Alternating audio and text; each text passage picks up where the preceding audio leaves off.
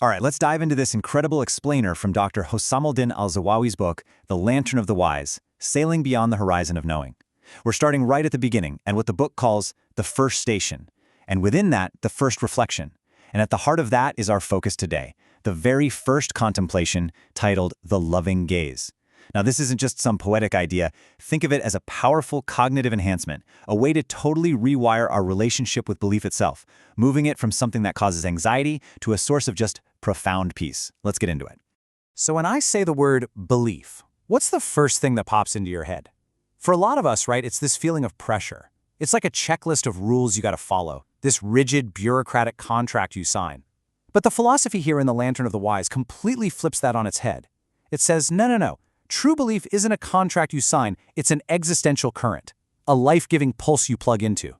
And that's really our first big shift, our first stop. We have to totally redefine what belief even is.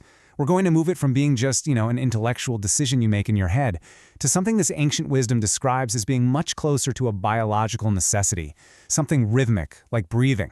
And this right here, this is a total game changer.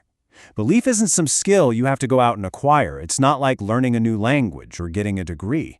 So all that pressure we feel to find it, it's misplaced. Instead, the book argues you just awaken to it, which means it's already there. It's this constant, unbreakable thread already woven into the fabric of who you are, just like your own heartbeat. And once you awaken to this, man, the whole world looks different. I mean, usually we just go through our day seeing all these disconnected bits and pieces, right? There's my coffee, there's the traffic, here's all my stress. But the wise one, this archetype in the text, sees them as luminous reflections. Every single thing, from a random leaf on the ground to a moment of complete silence, suddenly bears the signature of the artist. And all of this brings us right to the core of this first contemplation, the loving gaze. This idea goes straight for a really deep-seated anxiety that so many of us feel, this fear of a judgmental presence, a cosmic surveillance system just waiting for us to mess up. And this analogy just illustrates the difference so perfectly.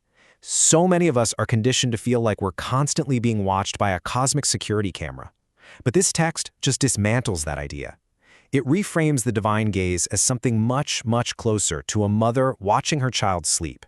She's not looking for mistakes, right? She's just beholding, with this infinite compassion and love. So the crucial point is that this shifts our own posture. We so often approach the divine trying to grasp it, trying to understand it, to control it. But this philosophy says the goal isn't comprehension, it's communion. It's not about owning a truth. It's about letting yourself be received. It's about letting yourself be held. And this just flies in the face of everything our modern self-help culture tells us, doesn't it? Which is all about breaking through barriers, tearing down walls, using force. This philosophy suggests that with the divine, you can't force intimacy. The veil that separates you from this presence, it's not torn down by sheer effort. It's gently eased away by a profound sense of longing that's born out of a feeling of safety and trust. Okay, so this all sounds great, but how do you actually do it? How do you practice this? Well, now we shift to how this gaze is applied. And it focuses on a specific practice that reframes spiritual discipline not as a chore, but as something incredibly personal, incredibly intimate. Well, the book anchors this whole practice in this specific Quranic verse. It's a call to stand in prayer during the quietest hours of the night, those moments when the whole world has finally gone silent. Now, I know exactly what you might be thinking. Stand all night? Seriously? That sounds like a burden. And the text totally gets that. It anticipates it, and it immediately reframes it. This isn't a drill sergeant yelling at you. This is an invitation to intimacy. Think about it. At 3 a.m., all the noise of the day stops. All the masks we wear are put away. It's just you. It's like stealing a secret moment with a lover. The text also gets really specific about our emotional language. When it says to call on God with hope and fear, it clarifies what that fear actually means. It's not the kind of fear that creates distance, like the fear you'd feel if you saw a tiger. No, it's the awe you feel standing on the edge of the Grand Canyon. That feeling that's so majestic, it kind of paralyzes you with reverence and actually pulls you closer. And all of this, it's all building to what is, for me, maybe the single biggest aha moment in this entire contemplation. It's an idea that completely changes the physics of the spiritual journey itself. So much of our spiritual language is about ascension, right? Climbing the ladder, getting to the next level. It's like the gamification of spirituality. We have this idea that we're down here and God is way up there. But this text says, no, that's not it at all. If the gaze is already all around you, encompassing you, you don't need to climb anywhere. You just need to turn around. And look, the whole idea is anchored right here in this verse. The divine isn't at the top of some mountain you have to exhaust yourself to reach. The divine is already in the room with you, in the struggle, in the joy. Divine nearness isn't about ascension. It's about orientation. It's just about which way you're facing. Just let that sink in for a second. This changes everything.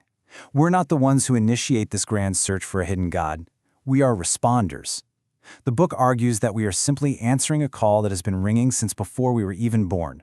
We aren't finding something that was lost. We are being found. So what's the payoff for all this? What's the so what? This is where understanding this contemplation adds up to what the book calls the treasure of human consciousness, a real, fundamental, tangible shift in how we experience our lives.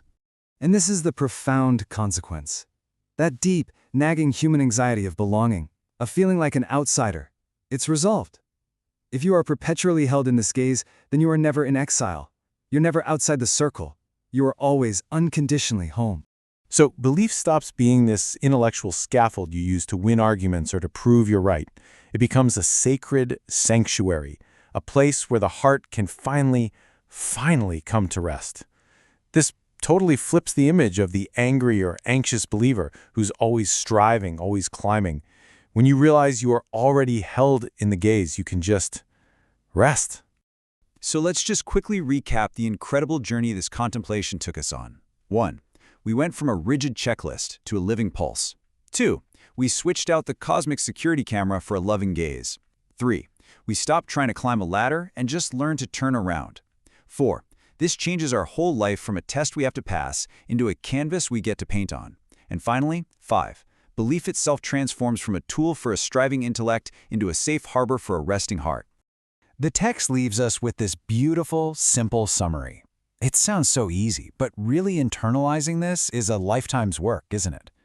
We're so conditioned to strive, to earn, to prove ourselves. The idea of just leaning into trust, it can feel radical, but maybe that's the whole point. And so we'll leave you with this final reflection from the text. If you were to truly accept, even just for this moment, that you are held in a benevolent gaze, what's ready to be eased away? Not torn down, not destroyed, just gently eased away. What defenses, what cynicism, what need to be in control is finally ready to go. That right there, that is the treasure of consciousness offered by this first contemplation in the Lantern of the Wise, a powerful thought to carry with you.